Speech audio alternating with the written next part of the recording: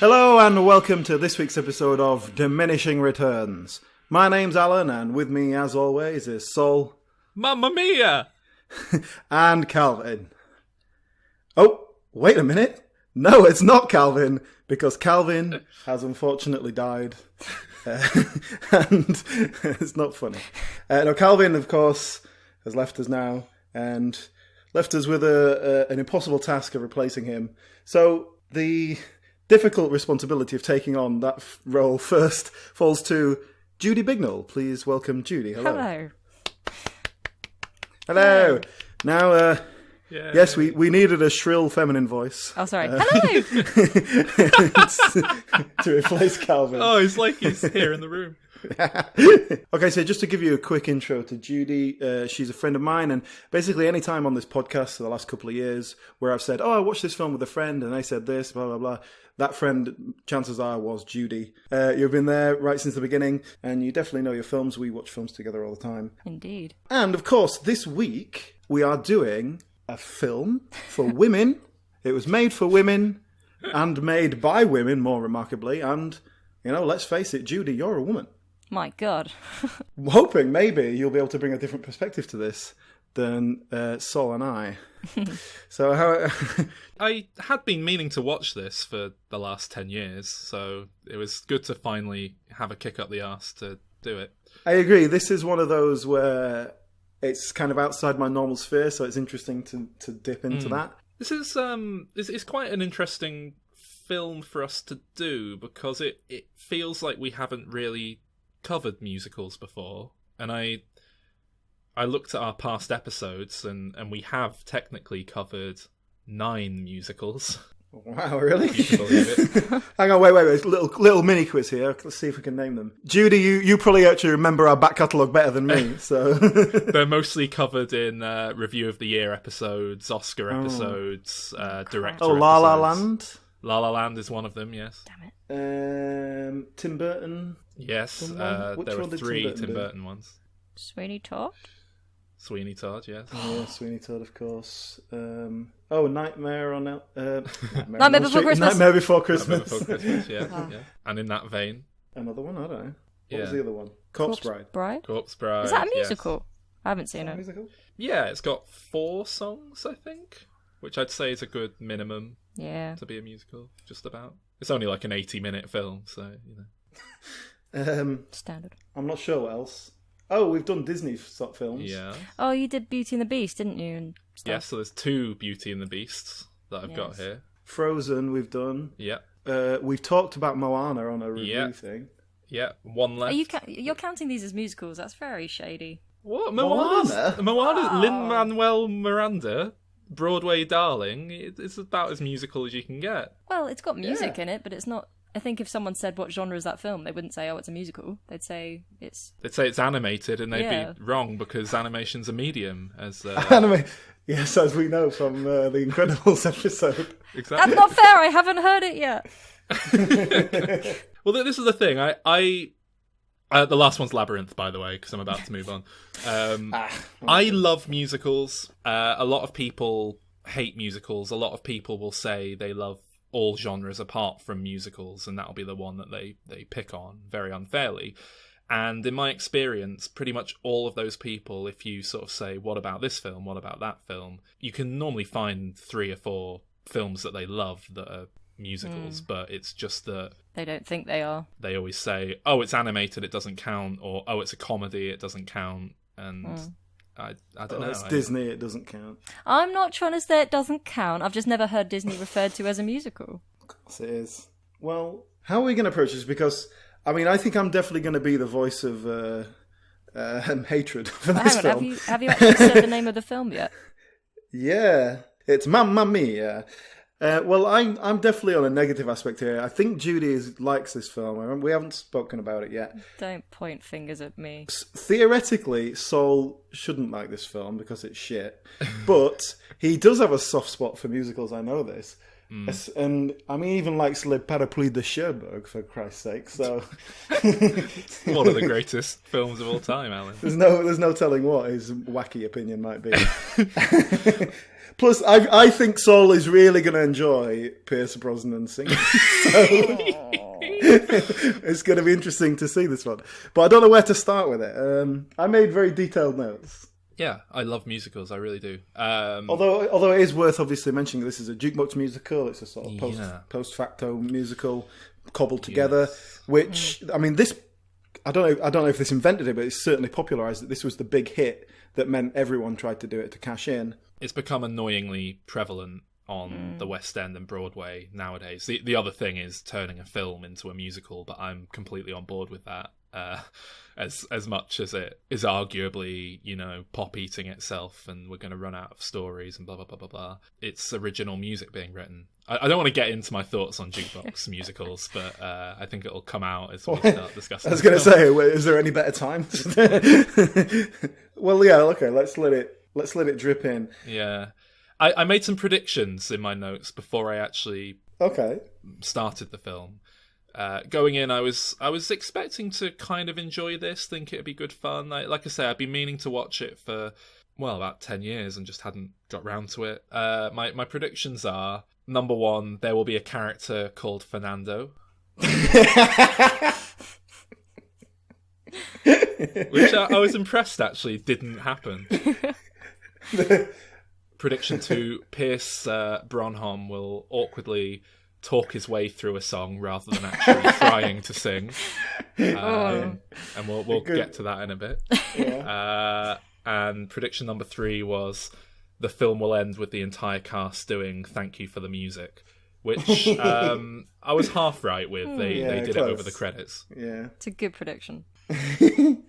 Yeah, my prediction was I'm going to hate this film. And it was true. It was also a good prediction. Well, I mean, my first note, and this is going to sort of show you how little I know about this. Well, should we quickly touch on what we think of ABBA? Because that's going to colour this film, isn't it? If all the songs are ABBA. Well, yeah, okay. For me, ABBA are a sort of 70s pop band. For you or for the world? I mean, that's pretty much a little bit objective. Yeah, I know. There's several of their songs that I know. They've remained sort of in popular culture for many decades, and that is obviously a testament to the fact that they make these nice, catchy tunes. I wouldn't particularly have their songs on my playlist. I wouldn't turn it off if it came on the radio. That's that, really.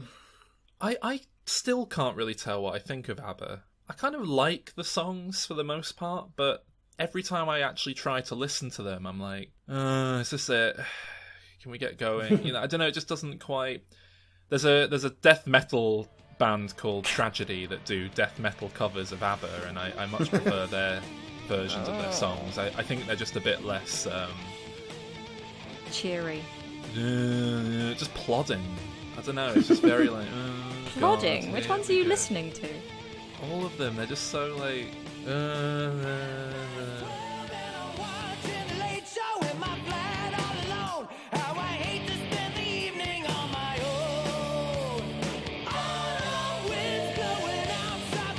ABBA is like a demo track on a keyboard. It's like the most upbeat thing you can get. It just kind of sounds like, I don't know, someone competently doing karaoke of an ABBA song. It doesn't. They never sound like. But then it's weird because they are really kind of nice little melody hooks. The harmonies and things, are on point.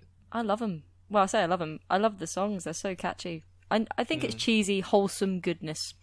Is how I describe it. I think they're not high caliber, but I do know all the words to all the songs. So that says something.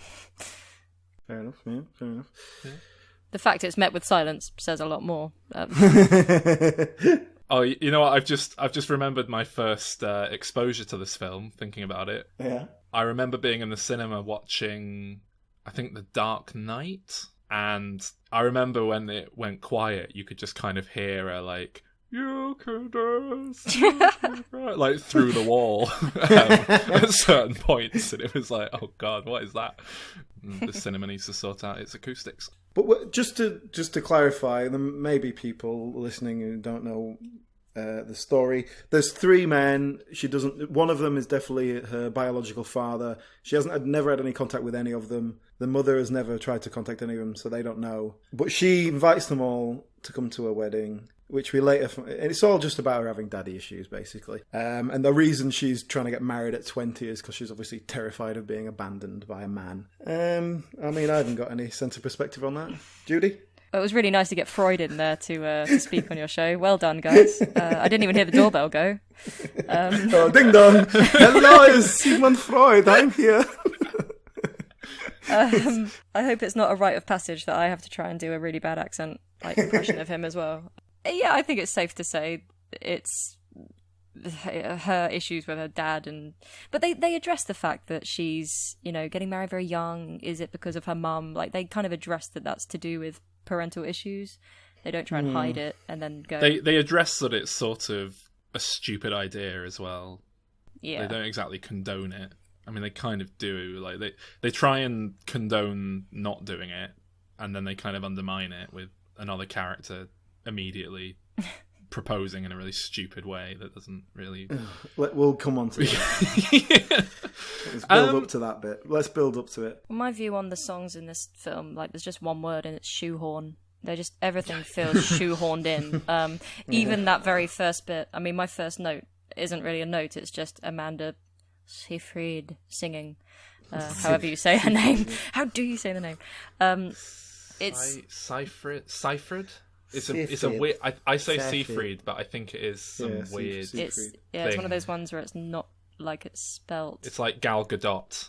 If I recall correctly, Sol, you got a bit of a thing for Amanda Seyfried, haven't you? So does that colour your watching of this film? I mean, I've made some notes about her first appearing on screen that I haven't gone into because I figured it... This isn't where you're like, oh, my notes are stuck together and I can't read you those. And... I like Amanda Seyfried. Do you like her voice, though? The voice is different, right? You look at her and you kind of go, oh, she's wearing a swimsuit. And then you hear her sing and you're like, ooh. She's the best one. She gets away, in this film. She can really sing, but she's got a shrill trill to the voice. That's what all women sound like to me. She does well in this film because it's not really about singing well, from what I can gather.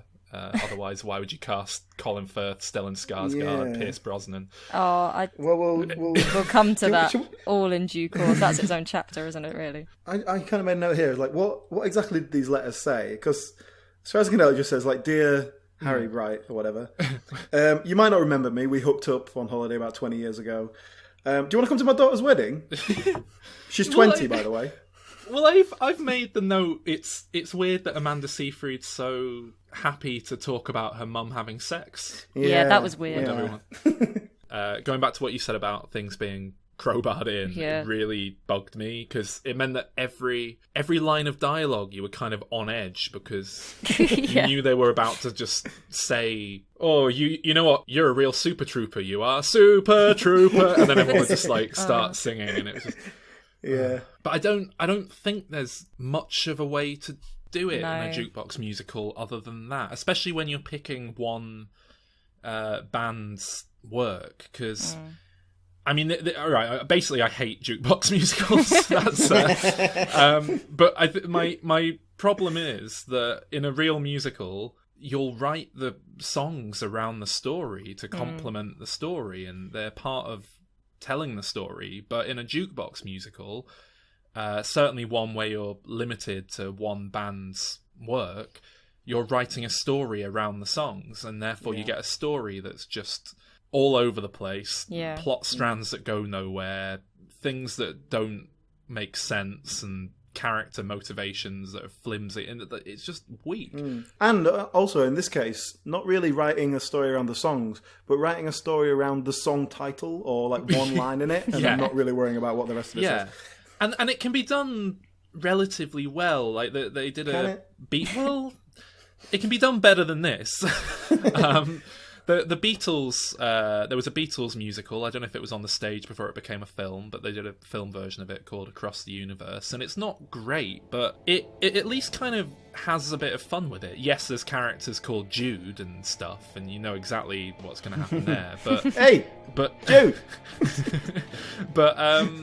but like they do, I Want You, and they kind of recontextualize it as the Uncle Sam military poster as the guy signs up for the army, and it becomes this big thing of them, you know, like the army guys chanting "I want you," and it's done a lot more inventively and just I don't know, organically. I guess the Beatles maybe had more songs to... Because that is the other problem. It's like, you've got to put the hits in there. You've got to put the songs that people recognise in there. Yeah. And then work around them. Yeah, and this is it. Like, Moulin Rouge kind of gets away with it, because they were able to pick any song they wanted to go at any point. It wasn't a film written around getting these specific songs in. They just kind of thought, oh, that's a good song, let's put that in there. Well, it happened a lot back in the golden age of musicals in the 50s. It happened a lot where they go, oh, we got this song from this other film that we did, or this other show. It's just a basic love song. Do you want to just drop that in? And they were like, yeah, that's fine. So they did recycle songs, and they'd kind of take songs that were written for something else and just drop it in because it worked, and then just write it in. But yeah, you can write around things. Plus, you know, the argument there is that those musicals are good, which is incorrect. Generally, the classic musicals are shit as well. The other big problem is that the best part of any musical is normally the end of Act 1 medley, where all the songs like converge and layer on top of each other, and it's brilliant. And you can't do that in a jukebox musical unless you hire someone to write some really elaborate, you know, ABBA remix with all of the songs. Stars on 45. But then ABBA's songs weren't designed to be layered over the top of each other, so it just doesn't... You can't have that. So there you go. Another reason why they're rubbish. I mean, with the way they present the songs in this film as well, though, it's... Some of them are kind of introspective and montagey. Some of them, like Voulez-Vous, when they're at the Hindu, they're only using it as the kind of to create pace in order to make her feel disorientated. And then that's alright though. I'm okay. Well, yeah, that one, like the format kind of works, and then Dancing Queen is basically her just kind of, it's that I've got to get it out of my system. It changes format again, but Lay All Your Love on Me, I still don't know what that song's about, and I still don't know what it was meant to be about in this film. It's why did they put Wait a it minute, I can't remember where that is, but I made it's where like they're PDAing on the beach. So Lay All Your Love on Me is about spunk. No. I don't know. I'm sure I wrote down that Lay All Your Love on Me. I remember writing it down. Well, that's the thing. The lyric sounds like kind of graphic, and then he gets on top of her, and then men in Speedos turn up, and what was it saying? I mean... Which characters were this? Dominic Cooper, bloody hell, and Amenity. Do you know what? I felt bad for Dominic Cooper. Oh, man. That song just didn't... There was no... Is that a big ABBA hit? Because it's one of the few songs I really wasn't massively familiar with. And but it's a song that you don't know what it means anyway. That scene was completely redundant. And it was. I felt quite bad for Dominic Cooper because he looked like he obviously couldn't take it seriously. He looked like he'd been tricked. Yeah, frankly. Yeah. He looked like he took it too seriously to me. He was the most British thing in it, and that was the uncomfortable bit. Well, I don't know about that. With Colin Firth awkwardly trying to sing and not quite. Yeah, but he was meant to be an awkward character. Dominic Cooper was meant to be this buff kind of guy, and instead it was like, all right, let's take all your clothes off and oil you up, and you're gonna like get on top of this girl and sing. And I mean, it was uncomfortable. It was horrible. I've made a note that I enjoyed the youthful Pierce Brosnan. It's a little positive there. Was that add a headband and put extensions in his hair? That wasn't... Yeah, the problem with that is that they kind of made them all look the same. It was like, let's give them different... There's lots of different 70s styles you can sort of go with. Yeah, no one had an afro. I was going to ask about the setting, because this film references getting on the internet, and I didn't know if that was early internet or the fact that she lives on a Greek island in a rundown hotel. So I'm not sure when this film's set. Well, it was made in, what was it, 2008? 2008, yeah. But the sense of the scene was that the joke was, oh, your mum doesn't know about it, but we do. Yeah, so it's exactly. like she's just a bit... But is that a line from the play that they just haven't updated from 1995? Well, I definitely took it that, like, the world was all internet ready, and he's an architect, you know, and works in the city, and she was just behind the times. I think but then that's how it's they meant, reference... Well, they referenced 20 years ago, and Bill Skarsgård, or whatever he's called, is like, oh, that was the time of the flower power. Well, we're talking 60s, 70s. So I was like, what? That's a very good point, actually. Yeah, it would be set in 1988 if it was 20 years ago. I think they just haven't updated the script from the stage show again. Yeah, it definitely got the sense that it was supposed to be in the 70s, wasn't it, when it was in the press? Well, my other problem here with the immediate premise was that, this girl, Amanda Seyfried, she kind of looks like Stellan Skarsgård. She does not look like Pierce Brosnan or Colin Firth. So it's kind of like, well, that's that problem solved. What's the rest of the film going to be about? Oh, I don't know. I think only the fact that they've both got a nice tan going on in this film. I think the point is she's meant to look like Meryl Streep, and then you're not meant to associate her with any of the men. I guess there's supposed to be a suspension of disbelief that we just go, okay, it could be any of them.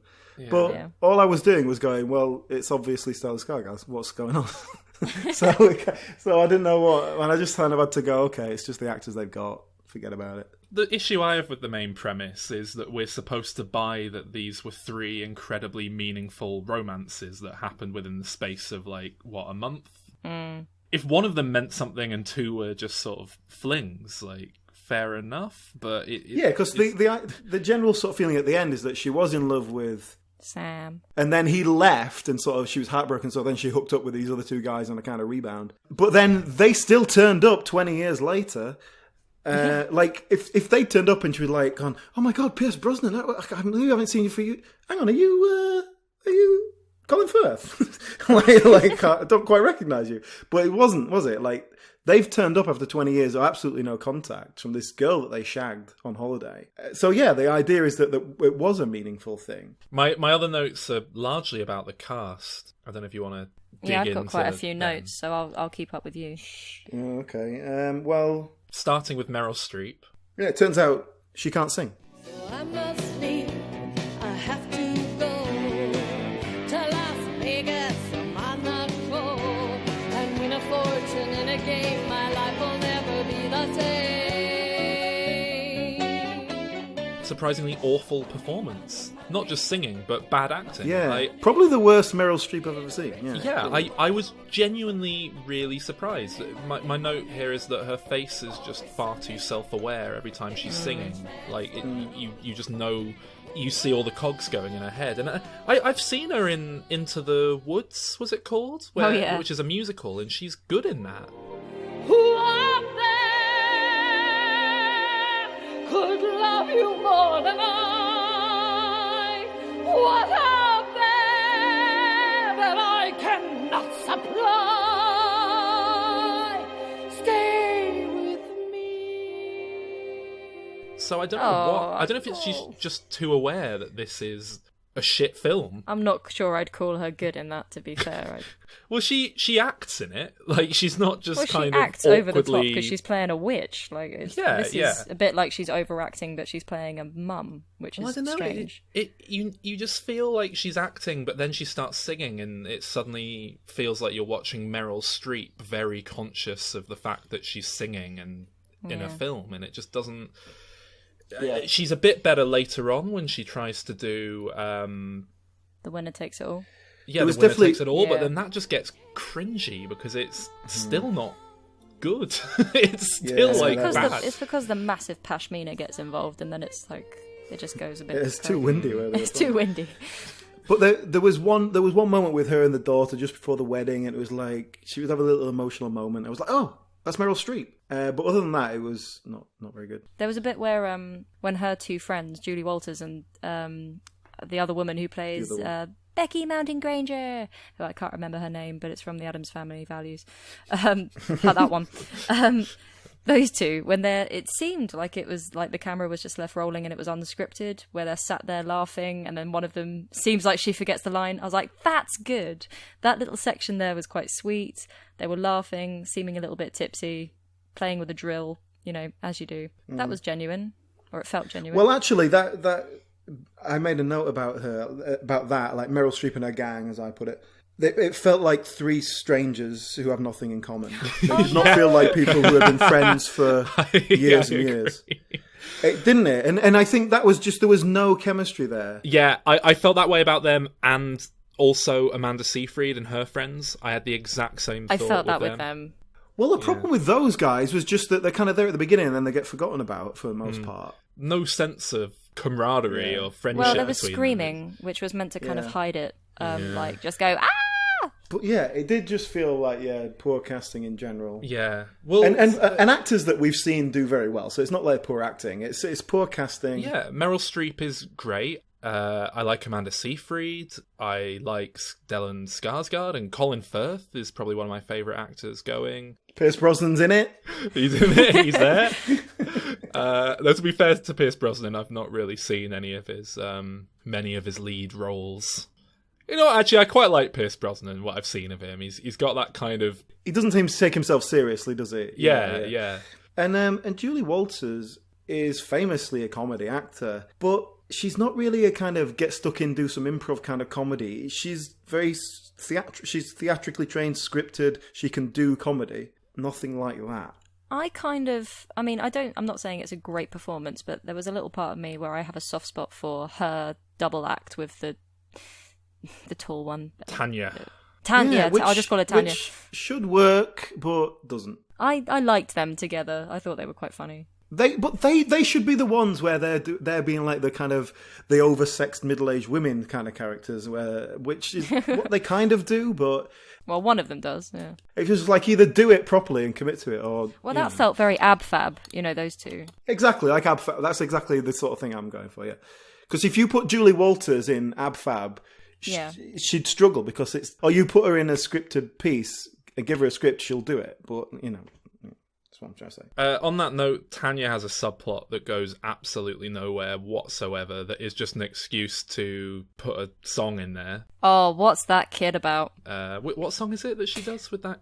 Does Your Mother Know? Although I do like that number. But that, I have to say, she is by far and away the best performance in this film. That scene works really well as a standalone thing. She gives a great performance. You're so hot, teasing me.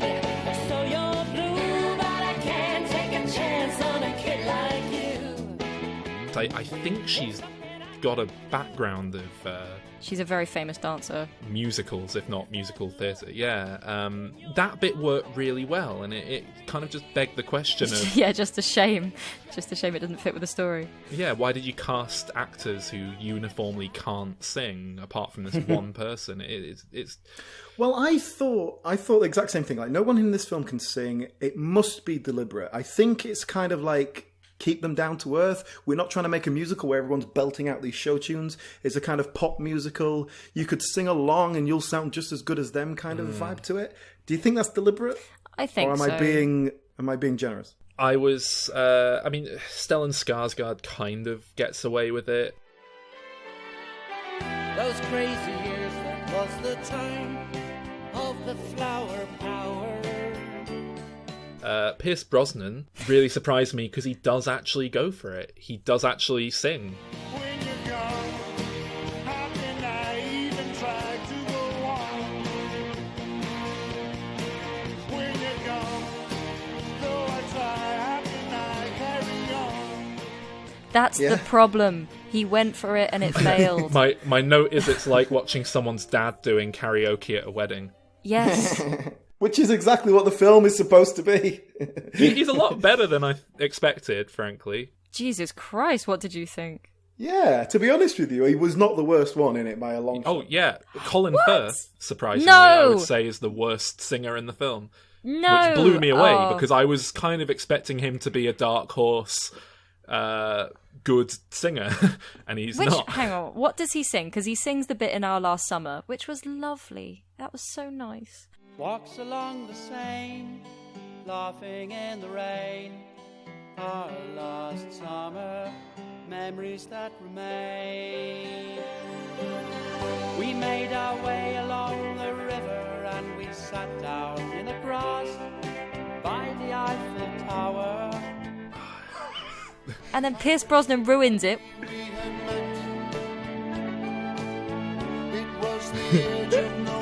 That was painful, and you'll know exactly the bit I mean when I say the bit with the wall.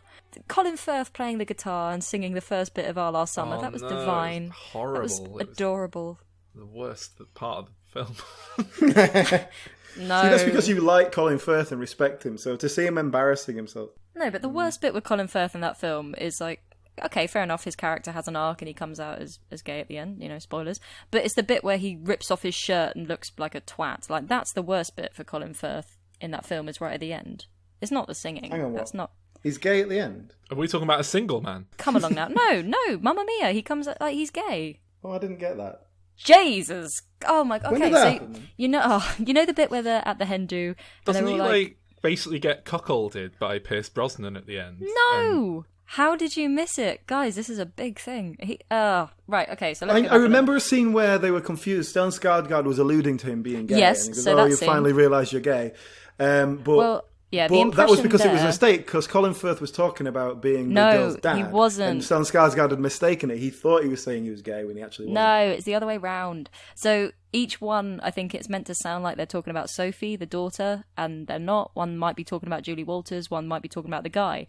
And then at the end, in the wedding, he looks at the young lad sitting next to him and shares a smile. And then they're dancing in the courtyard at And the end. that's what gayness is it? No, but it's so obvious that in this... And then at the end, in the water, when they're all dancing around and frolicking, he rips off his shirt and he's dancing with this 20-something boy. Seriously, he's gay. The idea of that character ended up being gay is not like totally out there. I can believe it, but I watched this film and did not pick up on that. So It's really obvious. That's so strange. maybe I'm not as judgmental as you. Oh, shut up. It's got nothing to do with judgment. People can frolic with other men in the water without it being gay. Maybe you watched it in 3 parts and you missed it. I think that's probably... That is true. Yeah. that is accurate. Couldn't take it in one go. Touche. No, I promise you, he's meant to be gay because it's meant to tie up loose ends. Bill is like, he's the adventurer, he could never settle down anyway. The other guy is gay, and it's like, well, Sam and Donna loved each other. That is meant to be a loose end thing. No one's meant to lose out in that situation. I cannot overstate how much I hate that need to tie up the loose ends of the other guys. That it's Stellan Skarsgård and Julie Walters. Again, oh my shoehorned God, in. That is the worst part of this film. I take back whatever it was I said was worse before. The fact that Stellan just gets married to that woman on a whim. They don't get and married. Do they not? They start singing. They oh no! cook up. Out of nowhere, she starts singing "Take a Chance on Me." Yeah. Because she suddenly is into him for no reason. But yeah, they with hadn't no set it up setup. earlier Yeah, that they they didn't set that were up. getting on or anything. Although And I did how like, easy? and I mean, How easy would it have been to just add 2 moments in the film where she kind of looks at him and goes, "Oh, you did well with him back in, exactly. a couple of lines like that." And it would have felt... Yeah, the only moment where it might be alluded to is, again, that bit where they're talking on the boat, Stellan and Colin, and he says, "Oh, you and the little lady," and it's kind of implied that he's interested in her, but then right near the end, she's the one chasing him, and he's really not interested. Yeah. So that makes no sense. It's... Oh, God, it just... But what I liked about that last song where she does Take a Chance on Me, that felt like one of the only songs that really worked in terms of its content, because it's about an over-the-hill woman going, "Look, you've chased a lot of young women around, you've done all that now, it's time to give up on life and settle down and just have me, because I'm all that's left." It's fucking tragic. She's saying, neither of us are going to be completely happy, settle, and we'll paint it like a happy ending. Combine the lyrics with the fact that she's hanging onto his ankles off the roof. That's the tragic bit, isn't it? Well, I liked that. I liked that actually the song said something about the story. It kind of brought character to it. It can be a bit of a tragic story. But it's not painted as a tragic story. That's what bothered me about it. It's meant to be a happy, upbeat ending. It's meant to be his happy ending because you couldn't leave any of the characters unhappy at the end. I think it's supposed to be tragic. Didn't ABBA ever do a really gay song Colin Firth could have sung at the end?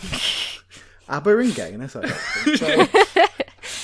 Other than Dancing Queen, but Couldn't he have sung "Gimme, Gimme, Gimme a Man After Midnight" at the end? That would have That been, would yeah, have that would been have been Dancing good. in the water with his top up. Yeah, come on, make it obvious for us. It is obvious. It's not happy enough unless he gets his own song at the end. He gets a 20-something. He's happy. He's I've made a note here that this film was horribly shot. Framing of every single frame just slightly wrong somehow. They make what is clearly a real location feel like a studio set. My note about that was like, what is the lighting about? Everything is backlit. It's like, we've got to make this look like the sun is streaming in constantly. That's not what sun looks like. It looks like you've got a light bulb behind your head. Yeah. What the fuck were they doing with this film? And it's bizarre because it's a good location. It's a nice, it could have been a really nice looking film, and it just looks cheap and horrible. Yeah, everything's bleached out. Everything's very blue. It looks like it's on a set. Yeah, that's exactly what it looks like. Yeah, and it makes the whole thing feel very small, and it's just a shame, really. I've made a note. Here we are. Yeah, for fuck's sake, do we really have to sit through the entirety of Super Trooper? I thought that was going to be a brilliant thing where they just kind of drop the chorus in at a shit karaoke thing just to tick it off so we can move on, but no, then we have to watch the entire song. Adds nothing to the film. Yeah, there were just lots of meaningful looks, weren't there, happening? Yeah. Also, I've made a note on that as well, actually, which was, at a hen do, if my mum did that, I'd be furious with her. So I don't know what this kind of bond is that they have, because that's not a legitimate mother-daughter relationship at all. Someone refers to a song as our song at some point, I'm assuming. Yes, Super Trooper. Yeah, it's at the hen do, and all the men are like, "Oh, it's our song." What? It's my song. That bothers me. So Super Trooper exists in this world, which means that ABBA exists in this world. So this is a universe where people spontaneously burst into musical numbers written by a recording act from the 70s. So what happened in the 50s? Like, did people burst into song then, or is this something that only started in the 70s? At which point was it national news? Is everyone just used to it now that people just start singing ABBA like out of the blue? Like, what's going on? Well, I think it's a little bit literal the way you've done that. Isn't that when they're performing it like it's the old act that they used to do? Yeah, that's the thing. It's meant to be one of their songs. So that was an act that they used to do, and so she was shagging them, and they were like, "Oh, let's make this our song because you sing it all the time." And then 2 weeks later, she did the same thing with someone else because she fell in love so easily. Let's see. Right, I've made the note. So they have this wedding at the end, and then they walk down the aisle to "Knowing Me, Knowing You," which is the point where the film goes full Partridge. It's impossible to. Wait, do they walk down to "Knowing Me, Knowing You"? Yeah, it's like an instrumental, like. Yeah, they're like local band just doing a shit version of it. Yeah.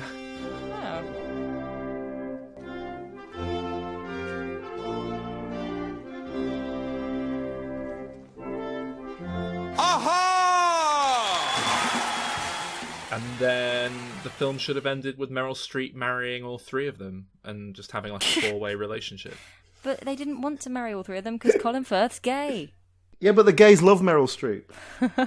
No, Colin Firth's gay, so he's marrying Stellan Skarsgård and Pierce Brosnan and Meryl Streep. They're having a four-way relationship. That would work. That's your sequel. I made a couple of other notes about the wedding. I put, can you imagine turning up to your wedding and the cunt is stood there in a white suit and a shirt undone to his belly button? You just turn around and walk away. Well, she does call it off, doesn't she? So, if we get to the ending, right, Pierce Brosnan suddenly decides he's in love with Meryl Streep's character and proposes to her. And I paused it and I wrote in my notes, if she marries Pierce Brosnan, or the character, then this will be the ultimate insult of this film. If this film takes its characters all seriously, then she'll sort of say, "Oh, get up, stop being stupid. Look, if you want to go for a drink, let's go for a drink. But like, I'm a fucking 55-year-old woman. Stop being a dick." And then it's kind of like he's the stupid romantic, and he's making this grand gesture. And she's like, "Oh, stop it. If you want to get to know each other again, let's do that." But do you know what actually happened? They insulted my intelligence and everyone else who watched this film. Because she said yes, and then they got married. Actually, she said, I do. Who would have guessed? But, I mean... Very just offensive. She's meant to feel that he's the one that got away. But also, I don't know if you heard it, but in the film, he says, I went home to get married. You know, that time we hooked up, and then I had to leave because I was engaged. I called it off with that woman, and I came back for you, and you'd already gone. You know, he was in love with her enough then that he meant to, you know, the idea is that he came back, and then actually the kids that he has and the future, that the life that she thought he had didn't happen the way she thought it was, because it was actually the woman came after her. The wife was only the second choice. If that makes sense. But he still had a couple of kids. He's got a family that he's just deserted to go to Greece. Well, no, he's divorced at this point. Yeah, but his kids are definitely younger than 20. Yes. Okay. He can still be a good dad, even if they're not married. I don't believe that. My parents are still married, and I'm a very well-adjusted person. I mean, Moving on. We haven't spoken about his singing yet. I mean, we've got to the end of the film, and we haven't even spoken about Pierce Brosnan's singing. well, I've made a note here. I'm kind of, again, I'm annoyed Calvin isn't here for me to I'm sorry. say this, but yeah. I would put money on Calvin having an MP3 of Pierce Brosnan singing SOS and listening to it regularly, but not having any ABBA songs like the originals. No, I think he's taken a screenshot of IMDb, but then deleted Mammia Mia from Pierce Brosnan's cast list. I think he's taken it to that extent, actually, and just erased it from his memory so as not to tarnish the James Bond image. I bet he loves this. Yeah, I think he really loves it. Whatever happened to our love? I wish I understood. It used to be so nice, it used to be so good. So when you're near me, darling, can't you hear me? SOS. Yeah, but you can't love that song. You can't like Pierce Brosnan singing. It's I impossible. bet he does. I bet he does. Well, you know him better than I do, obviously. I've only got one note that we haven't sort of touched on. It was a conclusion I came to at the end. I kind of worked out what explains Donna, Meryl Streep's character, what explains her and what she's done, and it's that she's just totally fucking thick. That's the only explanation. Well, she just makes really bad life choices, and she never learns from them. She doesn't come across like a smart character. Yeah, but I just wasn't giving it that credit. I was like, oh yeah, I get it now. She's just fucking thick as shit. Well, what? Hang on. Go through the decisions and tell me why they're bad. Well, at the start, she's complaining about how she's stuck on some sordid little rock in the middle of the sea with no money because of her bad decisions. That's like her intro to a character, isn't it? Yeah. She bought this hotel, and then she's like, oh yeah, we can have tourists here. Shall we make it look presentable and make the toilets work? Nah. I think the idea is that she's trying, but she's one person and she's struggling. Do you know when they had that little scene when she's sort of introducing her friends and she's like, oh, if the toilet flush doesn't work, just sort of give it half an hour and then try it again. And they're like, oh my God. Yeah. I thought that we were going into Waterloo. Oh, I know, so I was going to say that. I was thinking they could have, really gone into it. Oh, God. Oh, Christ. But this is a film aimed at women, and it feels like it's written by E.L. James, right? But I was gonna say chimps at a typewriter, but I think yours was more damning. And I came to the conclusion that this film, in the same way that, say, like Transformers, for example, is made for men, but it's made for dickhead men. And that doesn't mean that everyone who likes it are dickheads. Like, sometimes it is just like, oh, I'm just going to let myself go and enjoy this more base pleasure. And I think that's the same for this. And obviously, this film is made for dickhead women, but you know, other women can enjoy it in the sense of like, oh, this is kind of a liberating experience because I don't usually get to see this sort of thing on film, and it's kind of silly, and I enjoy it in a cheesy way. It definitely has no higher purpose. Yeah, I was thinking about this earlier. I think cheesy's the word. It's harmless, feel good, inconsequential entertainment. Crap. It's a nice standard. I'll watch it and end up not feeling terrible. But is it a good quality of film or a good quality of story? No. What would you guys give it out of 10 then? 6. And you're the defender of the word. Yeah, I am. My rating is 2. Ooh, oh, fuck off. Do you know what? It would have been 3. I might have even gone to a 4, but then they got married at the end. And I gave it Yeah, but hang if on. she'd have said the no, camera... I would have given it a 3. Oh, you didn't even like the cinematography, did you? I mean, I think it deserves more than a 2. I think you're being ridiculous. No, there was nothing about this I liked, and it was insulting to my intelligence. I kind of agree with Alan there. I found this film utterly infuriating. I hated it, but I give it a 5 because I can kind of respect that it did what it was trying to do to a certain standard. That's why I gave it the 6 for the same reason. Yeah, so it's a 5 from me. But I kind of share your sentiments, Alan. I hated it. I hated it so much, I immediately chose a proper musical, for my next choice of episode that we're going to do in rotation. So look forward to us doing a real musical in a few months, a good one. Well, I've done a music quiz, so should we do that? Yeah, Yes. let's do that. So this film is full of actors who can't do music trying to do music. So what I've got here, this was an Alan idea, to give him some credit. Oh. What I've got here is a whole load of music by actors, mostly embarrassing, and I want you guys to guess or figure out or identify, tell me what each actor is for a point. Do you mean who? As in each who? actor is? Do you use proper English? So is so this isn't from films where they do musicals, it's like they've released an album. Yeah. Okay.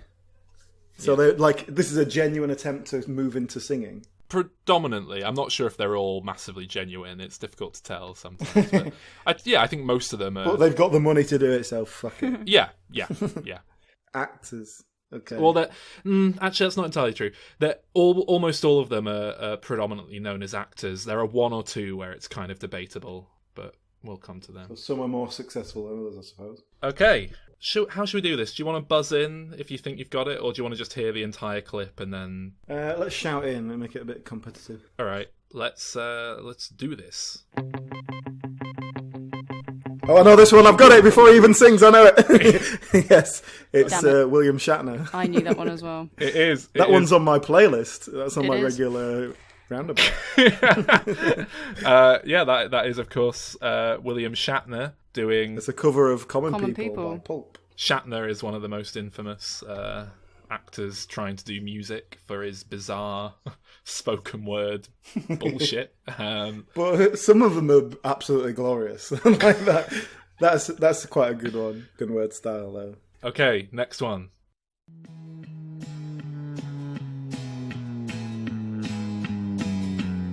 I know the song. I know this one as well.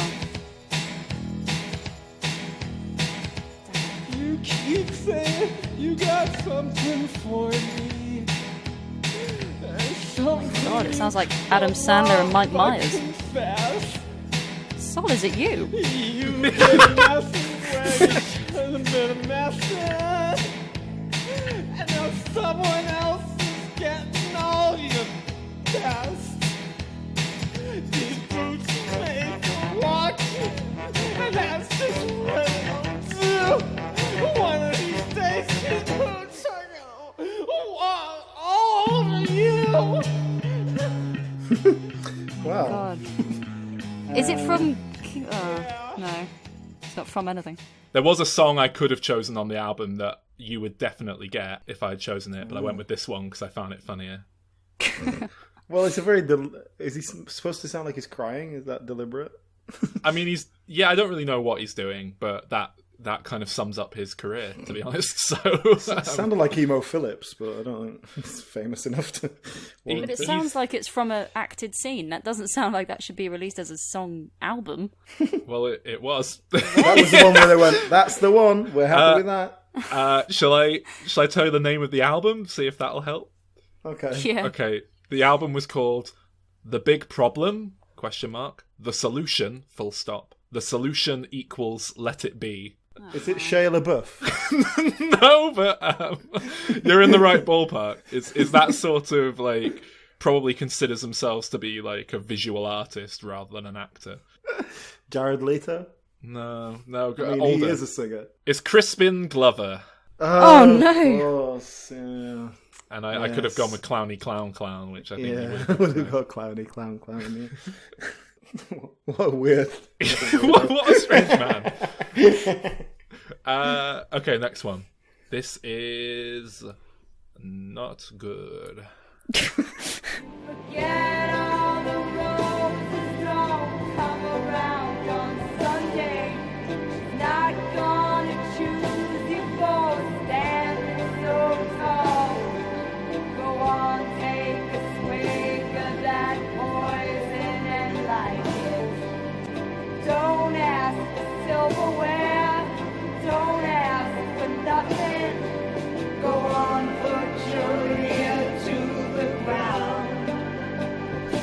so auto-tuned.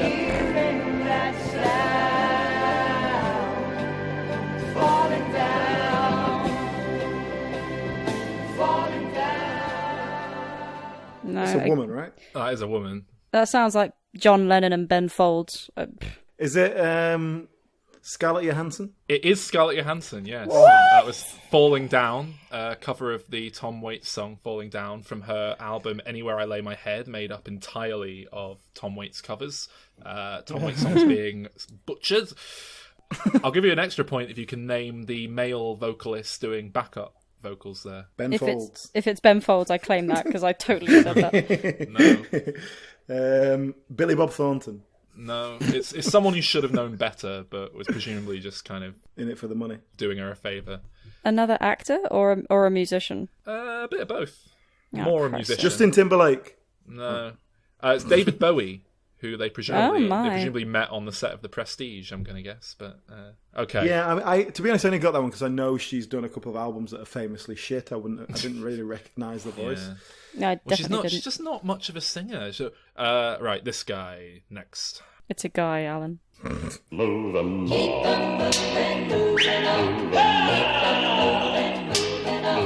Riding hard and riding fast, always on the go. This is just a drover's life, this is all I know.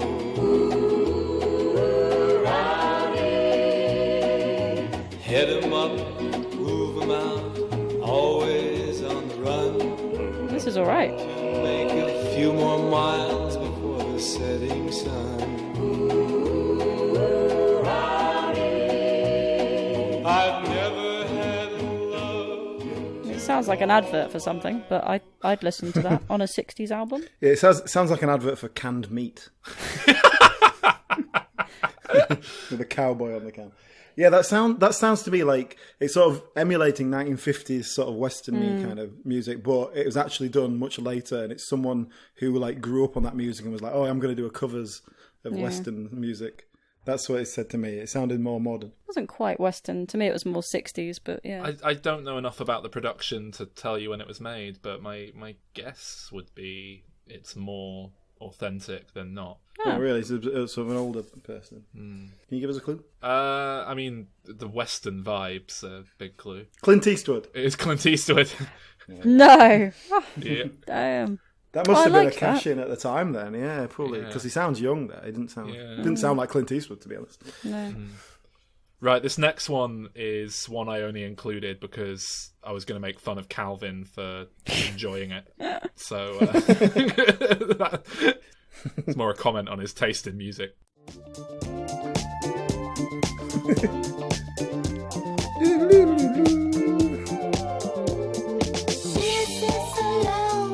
Waiting for suggestions. He's so nervous, avoiding all her questions. His lips are dry, her heart is gently pounding. Don't you just know exactly what they're thinking? You want my body, and you think I'm sexy. Come on, sugar, let me know. If you really need me, just... That just sounds like Danny Minogue to me. Yeah, it sounded like every sort of girl band for the last 30 years. I'd say it was this person embarrassing themselves, but it's probably the best thing they've ever done, to be honest. So. It had a hint of the Natalie Imbruglia about it. Yeah, she's actually... She's actually a singer. I mean, this is one of the people where it's perhaps questionable to call them an actor. They've done acting, but I don't know if it's what they're primarily known for. What are they primarily known for? I mean, that will give it away completely and utterly. Okay. So, something very specific that they do. Yeah. That girl, Paris Hilton. Paris Hilton, exactly. Damn! Yes, it is Paris Hilton. Well done. Yes. What a guess. What would you have said if I said what is her main thing? Being an it girl. Or a sex tape. in borderland raids. They came in their hordes, ransacking villages, taking the spoils. This sounds like Christopher Orson Lee. Welles. I said it sounds like Christopher Lee. Yes. Was it? It is. I actually recognised the voice. That was the first one. Yes, it's That was Sarah Christopher Mann Lee singing. from his concept album, Charlemagne by the Sword and the Cross. Oh my. Yeah, well is it any good? Nope. Does it tell a good story? It's better than a lot of the stuff I'm playing.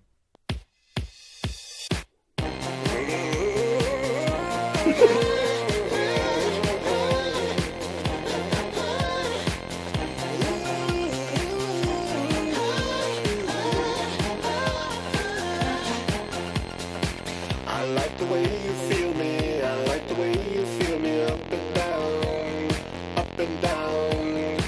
Touch on my love, got plenty. Touch on my love, I'm iffy. Play around, play around. I keep the fifth, you know. Ain't nobody gotta know. Sweaty walls and musty floors. Alright, alright. A little something for you, a little something for me. You know how I like it. I want it to be simple. I want it to be free.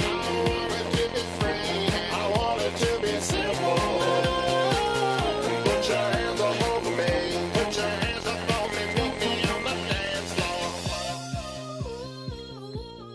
I gave you quite a nice long clip there because I was- enjoy that one. I mean, it was It's extremely auto-tune. It was. I mean, it was. It sounded suspiciously like an obscure Electric Six track. Oh. No, I'm afraid you are barking up the wrong tree with that. But, it is one of the most obscure people on here. I've included it because I stumbled upon this a while ago and I love it. It didn't particularly sound like he was attempting to sing. It was more like he'd spoken something and they'd just tried to auto-tune it. Like maybe he didn't even get in the studio. Maybe they just found a clip of him doing some words. He did a music And they video sampled for it? this where he plays Hugh Hefner, and it's amazing. Is it Stan Lee? No, no. I doubt you're going to get this. It's Leslie David Baker, better known as Stanley in The Office, the American. Wait a minute, I said Stan Lee. just said Come Stan on, Lee. give me some. That was pretty coincidental.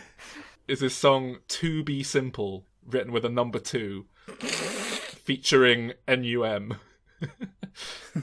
Num. Oh dear. And honestly, I cannot recommend going and watching that music video enough because it is phenomenal. It has to be a joke. Like it can't have been a legitimate attempt at a music career. It has to be. East and west stare each other down, opposing sides of a divided town. Like soldiers frozen in the coldest war, they've forgotten what they're fighting for. I keep to my side and see the moon watching over you and me. When you dream, do you still keep up the fight? Deaf to my footsteps in the middle of the night. 3,000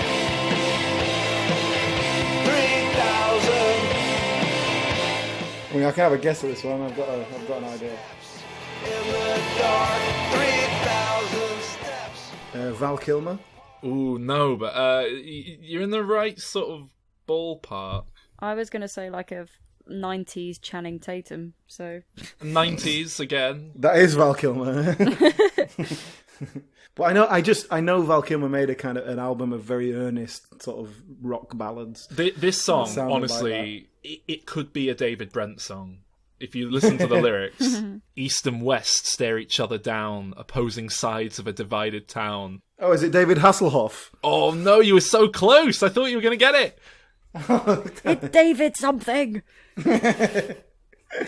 David. 90s David. A 90s David. The most 90s David you could think of, I think. David Beckham? Oh. No. David Arquette? No. David Duchovny. Oh, that does make sense, actually. Oh, Yeah. who's that? Molded from the X-Files. Should have said David Schwimmer. Yeah. Oh, he's probably the most 90s David, actually, yeah. I'd love to hear his work, his songs. Yeah, so That'd would be I. brilliant. Girl, I can't understand it. Why you wanna hurt me? Oh, I know it. Yeah. My girl likes to party all the time, party all the time, party all the time. It is party all the time. It's Eddie Murphy. It is Eddie Murphy. I only know that because my friend sings that song all the fucking time and it does my head in. I never. Is that? I want to say. Oh, I don't know where it's from. Other than if he released an album. He did. He released an album. How whole could it be? album. I think he released a few albums, but that was his... Eddie Murphy's a solid singer. Like, He can do sings, it. yeah. And he's got the charisma to do it as well. I legitimately like that song. Do you know who wrote it? Michael Jackson. No. Prince. No. Go a few tiers down. Quincy Jones. Rick James. Oh, of course. That one. I'm going to give Judey that point because she said it before you did. You just feel bad for me. Thank you, Sol. Right. He did a song with Michael Jackson called What's Up With You? Eddie Murphy. Yeah. Oh. There's a video of them singing together. He did a song called Shrek and the Swamp Karaoke Party. Yes. Which I probably have. If William Shatner can, I can too. Captain Kirk's gotta sing the blues. Just another celebrity with nothing to lose. Singing for my supper with my hat in my hand. Oh, I'm Hollywood's answer to a Renaissance man.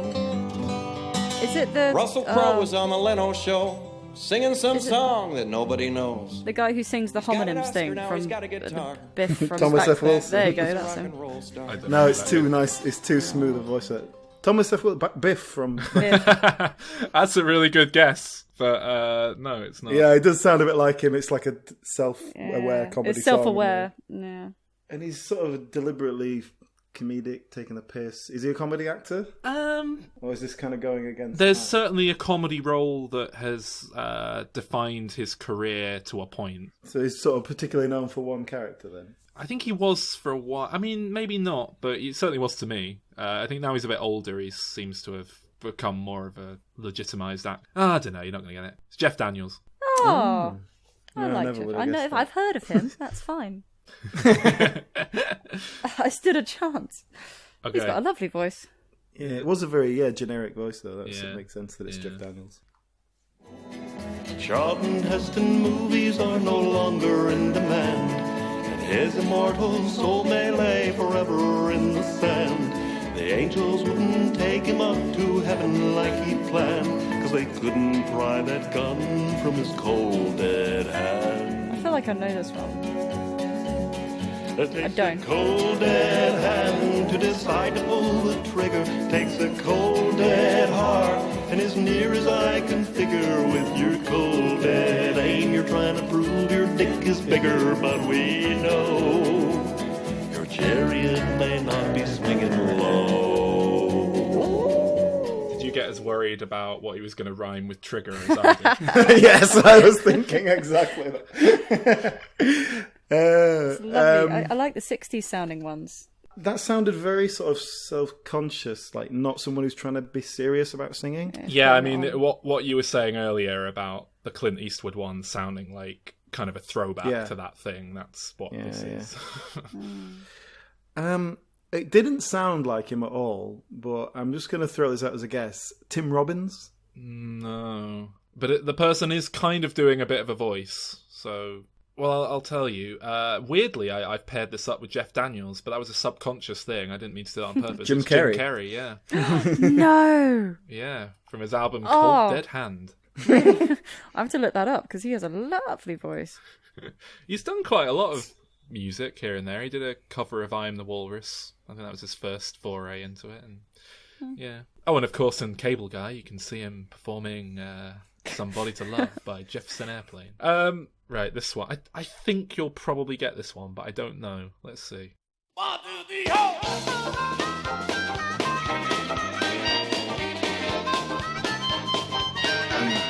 got a guess already. Yeah? He's not even sung. I know. It's just harmonica. Yep. Christ. Oh, maybe not then. I don't know. When you slice that snake, I gotta pay the price. Now I'm all grown up, the game is going my way. Who are you going to get? I was going to say Bruce Willis. And what put you off saying Bruce Willis? I didn't know he played a harmonica. Yeah. Well, Is it Bruce Willis? It is Bruce Willis. How did did you get that from? 1, 2, 3, 4, bah! Well, again, Bruce Willis is one of those people who famously has got some shit albums out under the name of Bruno, I believe. Yeah. This song is called Jackpot brackets Bruno's Bop. But they are this kind of, like jazz-infused shit songs. It's just the style, though. Yeah, he loves playing the harmonica. That's like a big part I didn't of it. know that. I didn't know that specific. Right. Now, I actually quite like this next song, but it wasn't a Electric particularly Six.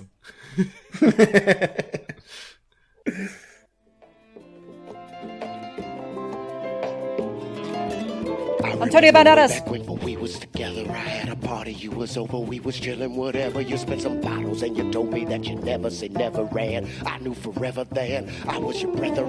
I began to call you, I was handling my posts. I know some others tried to ball you, you was feeling me most.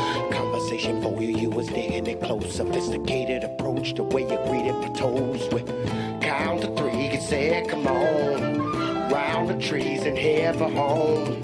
Stay off Mr. Johnson's lawn. I call you when my dad is gone. Count to 3, you said you're grown. Clicked your heels and hurried on. Stay off Mr. Johnson's lawn. I call you when my dad is gone. Come on. I quite like that as well, actually. I don't know who it was. Yeah, it's far more like someone making real music as opposed to, I'm just going to make this really generic showcase of my voice, which is what most of these things tend to be. I don't know, you have to give me a clue or something.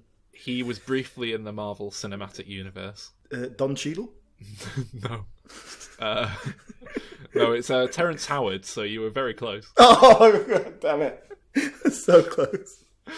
Terrence Howard from his album Shine Through. Oh, actually, yeah, Don Cheadle replaced Terrence Howard, didn't he? Yeah. I thought I was thinking the other way around. I was thinking of the guy who was briefly and was replaced. Yeah, I just mixed them up.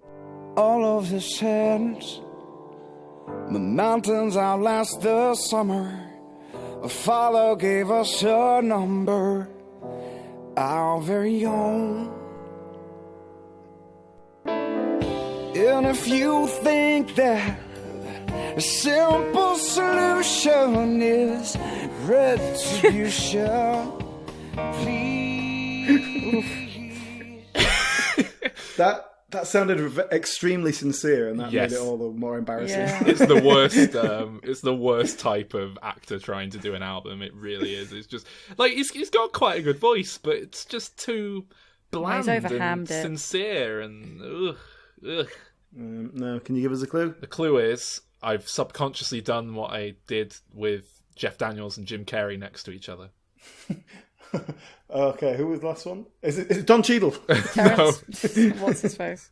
No. Terrence Stamp Howard. or whatever it's called. Terrence Howard. Terrence Howard. Oh, Jeff Bridges. Nope. Oh, hang on. Iron Man. It's Jon Favreau. Nope. That would have been You brilliant. guys, you're trying too hard. You're thinking Or is too that much. the second one? Oh, it's Robert Downey Jr. then? Yes.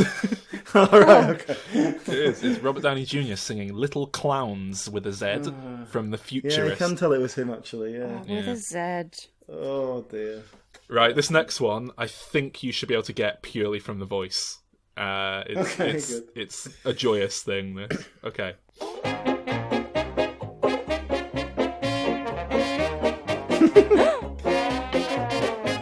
I grabbed know it a fat old policeman, he's always on our street. Oh shit, I know Fat this and one. Jolly red-faced man, he really is a treat. He's too kind for a policeman, he's never known to frown. They say he is the happiest man in all of London town.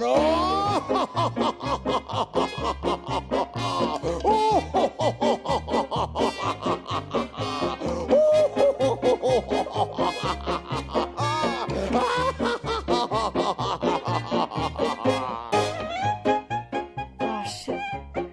I've got it from the laugh more than anything else, but I don't know the name. I hate that song anyway.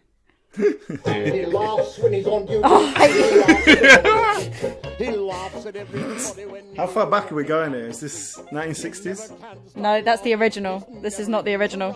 This is a cover. This is a recent cover of it. That originally was recorded in like 1921 or something. It's an old song. Oh yeah, it's a much more recent recording. I don't know when it's from, 80s, 90s, noughties, last few years, I don't know. He's a great actor, he's one of my favourites. And I don't know at what level he's pitching his albums, to be honest. I don't know. Malcolm McDowell. No, but... The guy, I feel like I've heard him speaking, and he does something with a lisp. A bit like a Mad Hatter kind of character. He does talk in a very particular way. Although I think he was putting on a sort of half British accent for that song, weirdly. Oh, he's not British then? No, he's not. All right, I was thinking British. Yeah. I know the laugh. It's going to really annoy me. It's John Lithgow. No, yeah, I definitely recognise the voice now. You said it, yeah. I watch your faces turn away. The work I do is all in vain. I look around for Someone sounds like Bowie. could have been great, it could have been a contender. Now I get to shake 'cause I'm a former child actor. This is very sort of Black Sabbath actually. No one gives a crap 'cause I'm a former child actor. The water will wait, your nuclear reactor. And I still reach it 'cause I'm a former child actor. Oh, a former child actor. Which means it's probably Corey Feldman. I'm so impressed. I'm amazed you were able to make out what he was saying for a start. Yeah, that is the song Former Child Actor by Corey Feldman from his album Former Child Actor, which is, thinks it's being cleverer than it is, I think. It's not great. Okay, this next one you should definitely be able to get.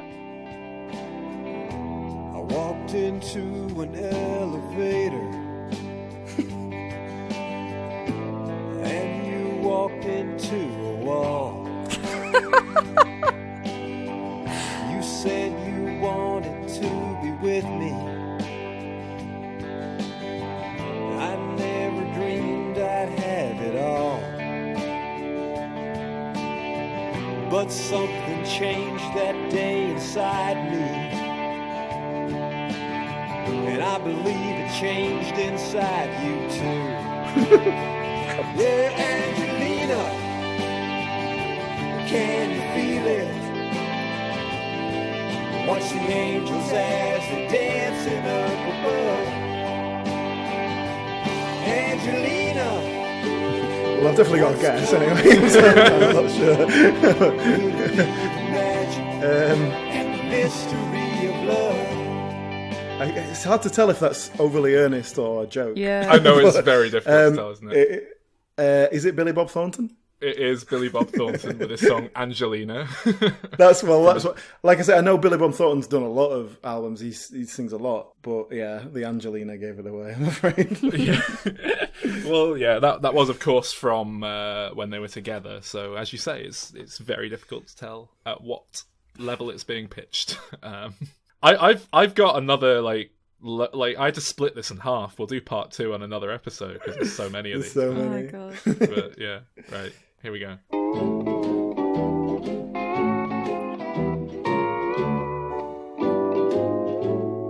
Let's go on a moonlight swim, far away from the crowd, all alone upon the beach. Our lips and our arms close within each other's reach. We'll be on a moonlight swim. That was ringing bells, not for the song, but the voice. Does it actually sound like him? Because Yeah, it does. I'm not entirely sure if this guy was an actor then a singer, or a singer then an actor. They might be a singer first. And I'll give you a massive clue. I only really put this in because I thought Calvin would appreciate it. hang on, if it's Calvin, none of the Bonds were singers before they became actors. before Mammia Mia. Kelsey Grammer? No. I might be wrong. Oh, good. Never happened before. I think this guy might have been a musician first, and I think he might have been cast almost to kind of play off of his image as a very clean-cut, nice young nice man. guy. Oh, Anthony Perkins? Yes. Oh, As Tony Perkins. I was going along the right line. And so it must be, and so it is written on the doorway to paradise, that those who falter and those who fall must pay the price.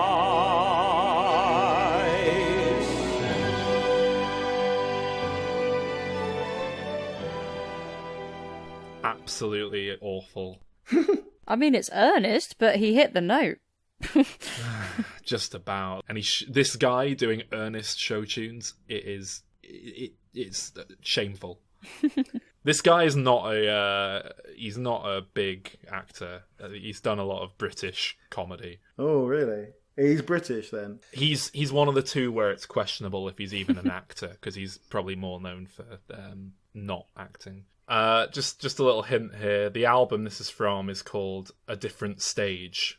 Nah, I don't know. It's Jason Manford. Oh, wow. Really? Oh, it's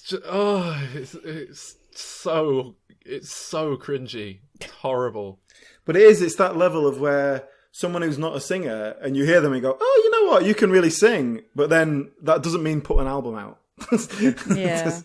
There's another level where you become top professional. To wash the bad taste out of our mouths, let's have a great song to end on here. This, you might get this. You should be able to get this.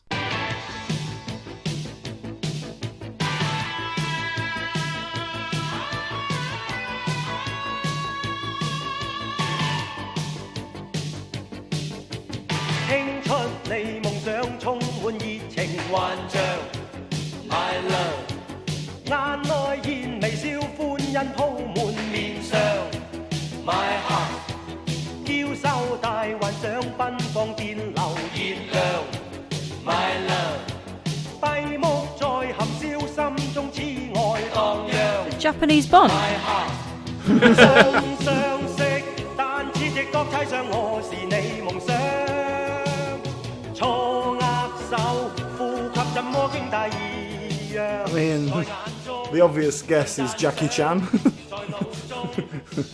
It is Jackie Chan. Are you kidding? I gave you that one with Japanese Bond. It was like I planted a seed, a very racially wrong. He's a huge recording artist in China, Jackie Chan. He's like really well established. He's got loads of music out. Disney get him to do all their, they do like the Boyzone version of like the song over the end credits from Beauty and the Beast or whatever. Well, in China they tend to get Jackie Chan to do it. He definitely did Let's Get Down to Business, and I think he did A Whole New World. Oh my! Yeah. I have to find these. I don't know what the lyrics are about. They might be horrendous. Every now and then he says "my little girl" in English, so I don't know. Well, you got I think you got 9 of those, 10. You got about half of them between you. Alan. Yeah. I had a lovely listening experience. It can be done a lot better than Mamma Mia. It can be done a lot worse than Mamma Mia. Yeah. Well, The moral of the story. What about sequel ideas then? Because obviously the Mamma Mia sequel is coming out. Mamma Mia, Here We Go Again. Oh, that's one of their songs. Oh, that makes sense now. So, do either of you know anything about it? I haven't watched the trailer or anything. I saw it ages ago without the sound on, so no. Right, I'm loading it up. I'm watching it. I'm just going to watch it. Pierce Brosnan looks considerably older. This is just footage from the first film, isn't Hang on, it? no, there's a different... That looks like a different girl. She's pregnant. Oh, Dominic Cooper looks a lot older. Are we watching the same trailer? Maybe not. Some guy on a motorbike, it's raining. I bet he's called Fernando. Raining in Greece? Oh, it's a prequel! What? Oh, that's alright. I get it. Oh yeah, that woman I said I didn't recognise it is a young Meryl Streep. Yeah, that must be a young Stellan Skarsgård. So this film about the events leading up to the first one is called Here We Go Again. So the prequel is basically we see a blonde woman have sex with 3 men within 2 months. Oh yeah. I mean, what songs are left? Some woman in weird clothes is that Lady Gaga? What the fuck? Oh yeah, I think I saw that in the like as a cameo. Okay. Oh no, it was Cher. I think it was Cher. She took her sunglasses down. Lady Gaga's playing a young Cher. Is that Lady Gaga or is it Cher? What? Should not be a question. There's 60 years between them. So what songs are left? Loads. Fernando, Waterloo. What else? Eagle, Move On, One Man, One Woman. What? We don't know them. You'll have to sing the chorus to I know, us. these are all the ones that I like that are off the beaten track. Name of the Game. You know, Queen had like Queen Greatest Hits 1 and 2, and then they released Queen's Greatest Hits 3. It's like, what are you doing? There's nothing on it. ABBA have got Gold and then more Gold, and they've taken half the songs from one and half the songs from the other, and they're the most well-known ones, and then they've kind of split them up with a few of the not-so-well ones. Wait, guys. Andy Garcia's character is named Fernando. No. No. Yes. Why must you prove him right? I mean, come along now. Of course. How are they going to shoehorn in Waterloo? They can't have another broken toilet. I think they're going to go to Waterloo in the flashback. I think Move On is definitely going to be in there because that's a concept. Moving on is a concept. Well, that's going to be when the guy leaves her and she has to go find the second guy. She sits like a friend sings "Move On" to her, and that's probably actually what's going to happen. Yeah. Thank you for the music. Was that done as the credits last time? Yeah, it was over the end credits, but they didn't do it. So they'll probably do it properly in this one. Okay, guys, I've looked it up. I've got a list here. The following ABBA songs have been confirmed to appear in the film by Benny Andersson, who I'm assuming is one of the Bs in ABBA. Yes. When I Kissed the Teacher. I was about to say that one. That's a good one. Is one of them a teacher? I think they will be now. That'll be the introduction to the flashback. It'll be, oh, he was a teacher, even though we didn't mention that. When I Kissed the Teacher, and then it'll kind of, everything will go wavy and it'll go into flashback. You nearly got the tune there. It was quite impressive. It's a little bit worrying. Oh god. Oh, it says it's sung by Donna and the Dynamos. Okay, so it's just here's a performance number. Okay, Waterloo, sung by Young Harry and Young Donna. I bet you they're either going to be in Waterloo or they're going to be talking about going to. Where can we go travelling? Oh no! Yeah. He said he met her when he was studying in Paris. So if they're in France or next one is Dancing Queen. what? Oh, it'll be a reprise. It seems to be sung by all the main cast. Yeah, Mamma Mia. again. That's just going to be somewhere. Thank You for the Music. Apparently is in there. Angel Eyes.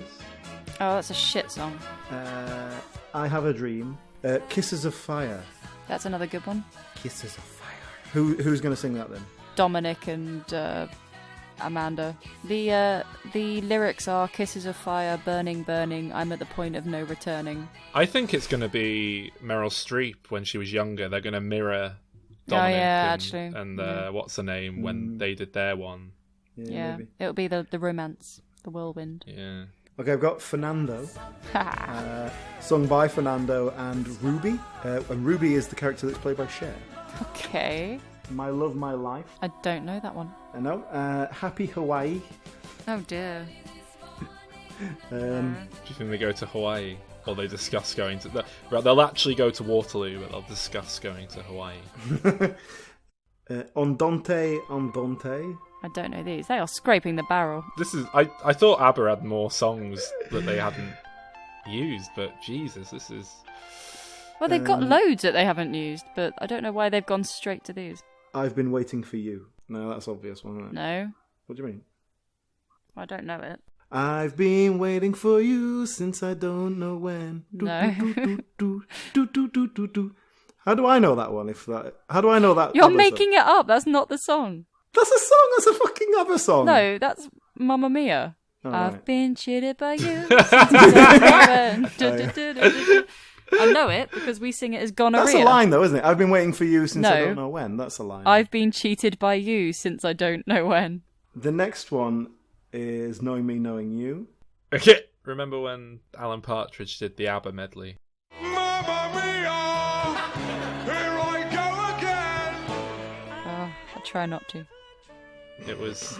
That's I great. mean, it was sung better than... Well, Knowing Me, Knowing You is apparently Pierce Brosnan's song. No! I was expecting him to do that in the first one. I It was will surprised. be Alan Partridge-esque if he's singing it. Yeah. Because they're going to be like, well, what do you think about this? Well, knowing me and knowing you. No, but he'll go for like a really hearty, and it will sound shit. Yeah. The name of the game. Yes, see? There you So go. that's when they're about to play a game. And like, oh, what's it Yeah, called? they'll be about to play Bools. Monopoly. One of them's going to be teaching the other one how to play chess.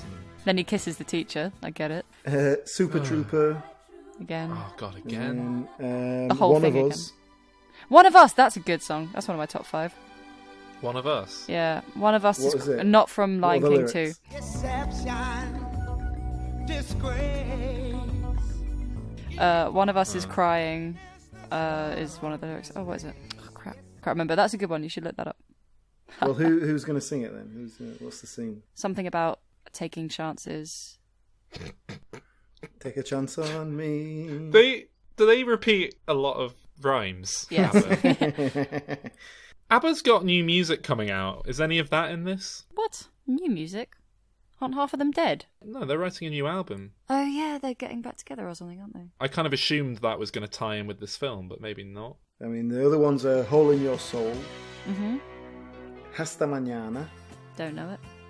and SOS. Again?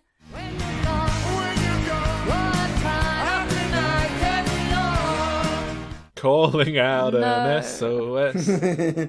I need to sing it about Pierce Brosnan this time. Well, that's 20 songs, so it's obviously not going to be all Damn. big numbers, but they're the ones that are getting used in some way or other, I suppose.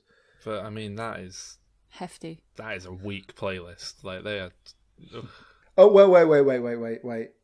This is Cher plays Ruby Sheridan, Donna's mother. Ah. Donna Summer.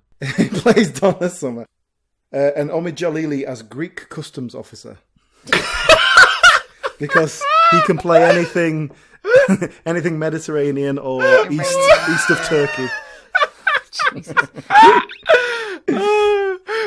Oh God, I can't. He's still not getting like characters with names. Poor man. Anyway, I was thinking, right, for sequel-wise, not sequel-wise, but our take on it. Just pick a new band. Pick a new band, yeah. Do our own. Let's come up with our own idea. Oh, Electric Six. I want to take you to a gay bar. I want to take you to a gay bar. I want to take you to a gay bar. Well, you obviously know Electric Six, but we don't know their Behave. songs, so I don't know if it'll really help us. Well, who's a big, well-known band that hasn't already done this? Because they've all got one. The Beatles have got one. Queen have got one. Meatloaf has bloody got one. Spice Girls? Is there not one for the Spice Girls yet? Because that seems like it would just be a money printing press. I say go away from the big bands and do something a bit smaller. I say get the Lighthouse Family in. Yeah, Electric Six.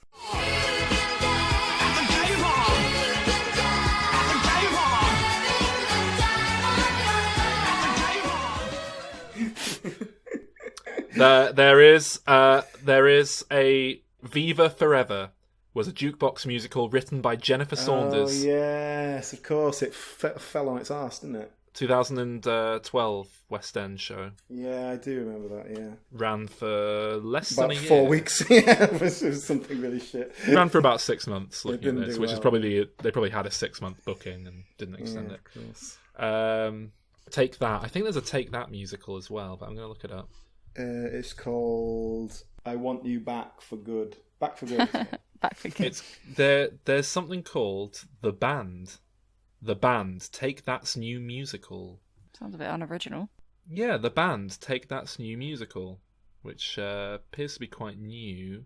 I say do Cher's music, actually. Has she not had one? How many songs has Cher got, though? She's got that, Do You Believe? And then she's got a few with She's got Sonny and Gypsies, Cher. Tramp and Thieves, Oh, yeah, which yeah, is a sure. good storytelling one. I was born in the wagon of a traveling show. My mama used to dance for the money they'd throw. Papa would do whatever he could. Yeah, she did a lot of songs. I've Got You, Babe, so that's your love song. That's pregnant. There is a musical coming out called The Cher Show. Oh, see? There you go. It's coming to Broadway this year. The We're Cher going to have to Show. go more obscure. It opened yesterday, I believe, in Chicago. Pre-Broadway run. We're just on the money. But we need to go more obscure. We need to scrape that barrel. We need the Andante Andante. Mumford and Sons.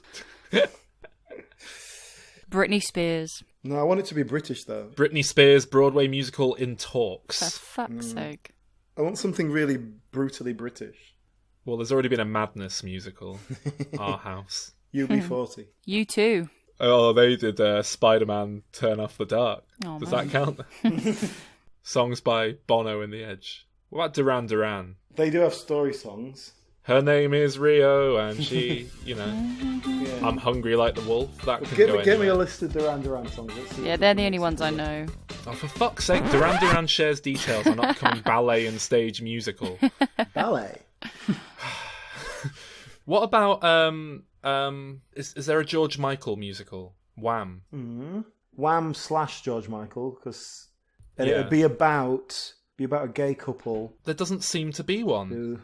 who split up because one of them becomes much more famous. I think this is it. We'll call it Wham Bam Thank You Ma'am. Okay, so I'm looking at Wham's discography first. Let's see what we got. Yeah, you've got to have Wake Me Up Before You Go Go. That's easy. You open on like this loser in bed and his housemates like going off for like a job interview or something, and he says, "Well, wake me up before you go." You know this song isn't about waking up in the morning, right? You know it's it's about a girl. I think a girl leaving his bed or something, isn't it? Wake me up before you go. Don't leave me hanging on like a yo-yo.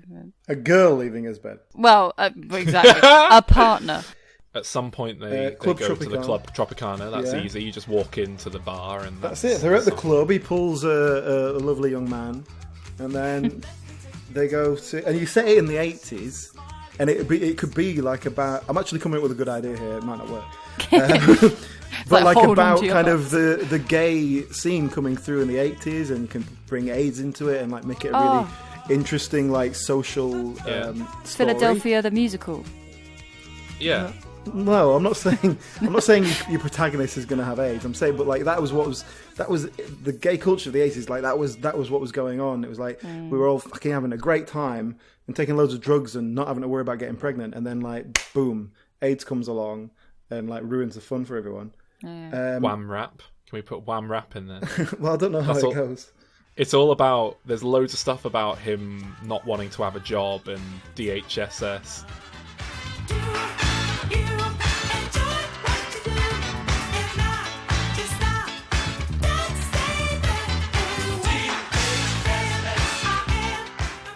Department of Health and whatever it is, and do you want to have a job? No. Do you want to have fun? Yeah. Well, that's it. This is it. This is what Wham were about. It was gay culture, even though they didn't say that at the time.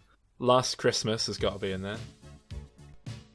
Faith could be the big like heartfelt number at the end, near the end when he's like, well, I got to have, maybe he's got a scare. He thinks he might have AIDS, but he's getting tested, and he's got to have faith that it'll be all right.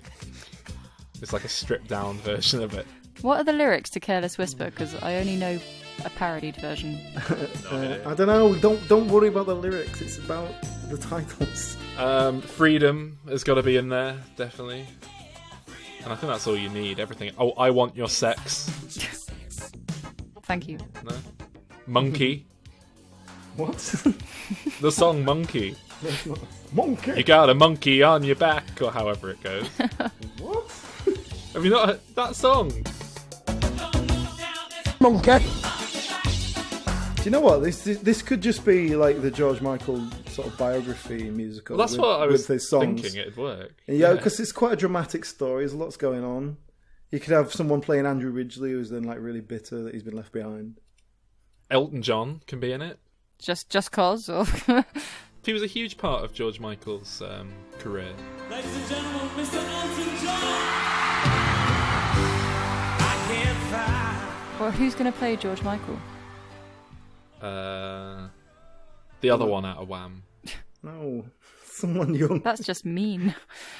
Well, I don't know. Who's Andrew Reynolds? There you go. That's a stage actor. He's about the right age to get away with George Michael throughout his life. Very camp. No, sorry. We want to put this straight onto film. We need. Oh, we're name making this as a actors. film? Yeah, we need name actors. It doesn't matter if they can sing. Like I would have said Robert Downey Jr. because he likes singing, but he's way too old. Yeah, it needs to be someone who's like 22.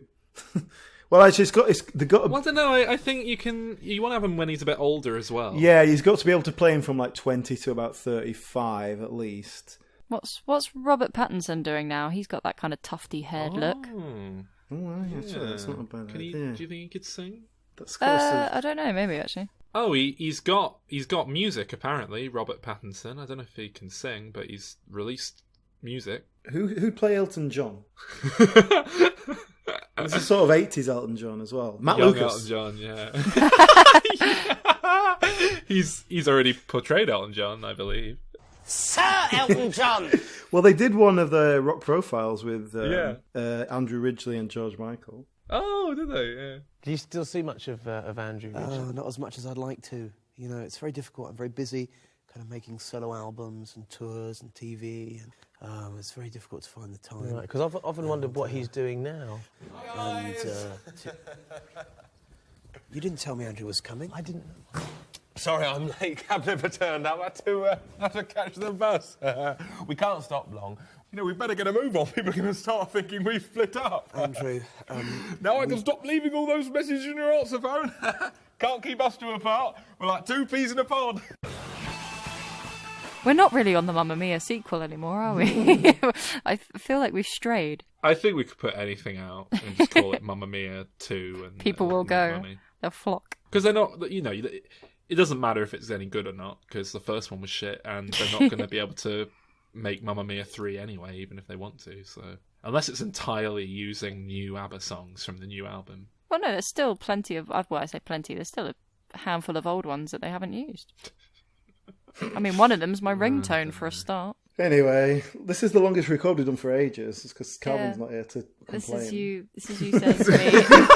And he has to go to bed. Yeah. Well, thanks for having me, guys. Mamma Mia. Thanks for listening, guys. As ever, if you enjoy the show, please do go and rate and review us on iTunes. Follow us on Twitter @DimReturnsPod and Facebook, where we are Diminishing Returns Podcast. Thank you once again to Judey Bignell for so graciously guesting on this week's episode. As always, we'll be back next week, and it'll be something a bit more action movie-ish and gung-ho. Now, to play us out of this episode, here's Colin Firth's love rival, Hugh Grant, and his own foray into singing.